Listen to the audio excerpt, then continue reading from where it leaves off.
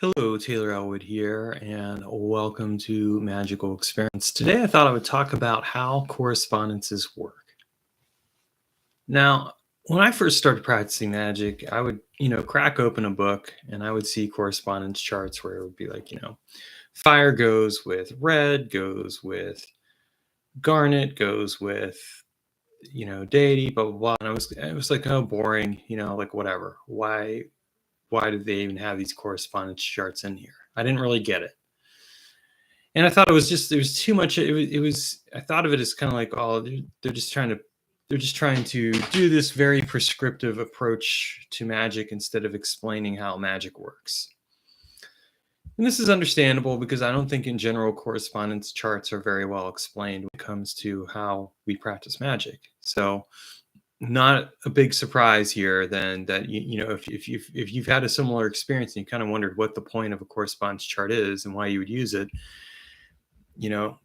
that's not a surprise. It wasn't until some years ago when I was taking a course with my mentor RJ Stewart that it really kind of clicked into place, because he did a really good job of explaining what correspondences were and why you wanted them.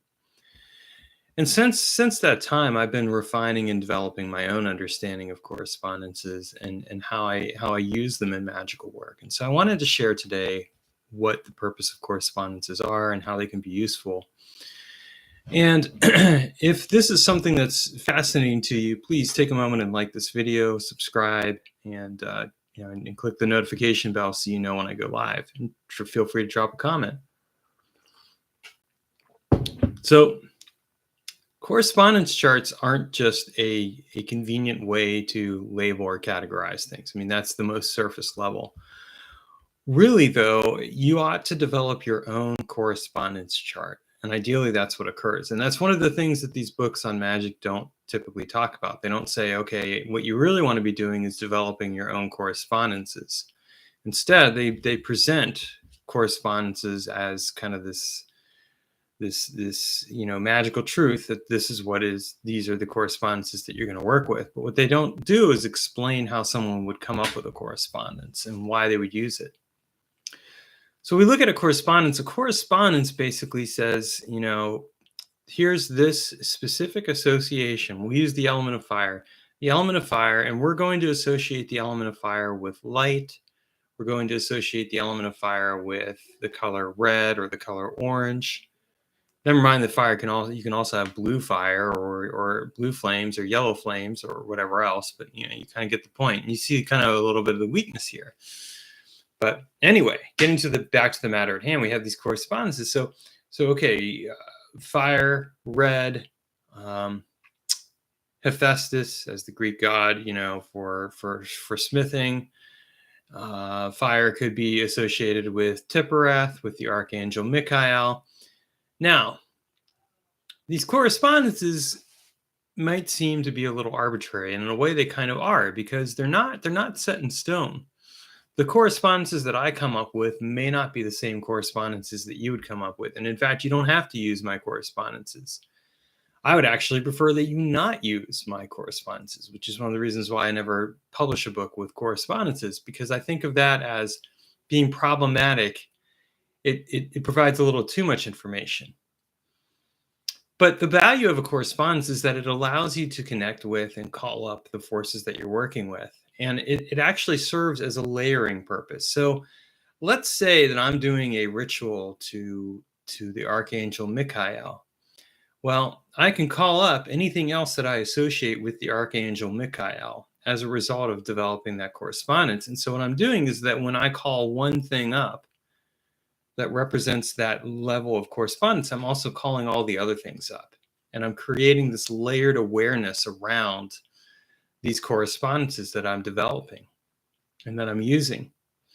This is again a little known secret, if you will, about correspondences. So ideally, in your own work, you develop your own correspondences. So if I come over and I say, hey, I'm going to do this magical working here, and I'm going to call up this particular spirit or this entity, great, we can do that. And then what we can do at the same time is we can layer it together in such a way that we call up all the other associated and relevant forces and spiritual powers. And in the process, we can form a relationship with all of them at the same time and deepen that relationship. That's the power of a good correspondence system.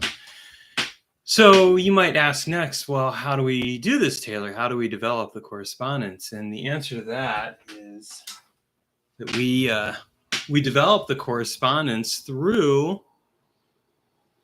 through doing the magical work.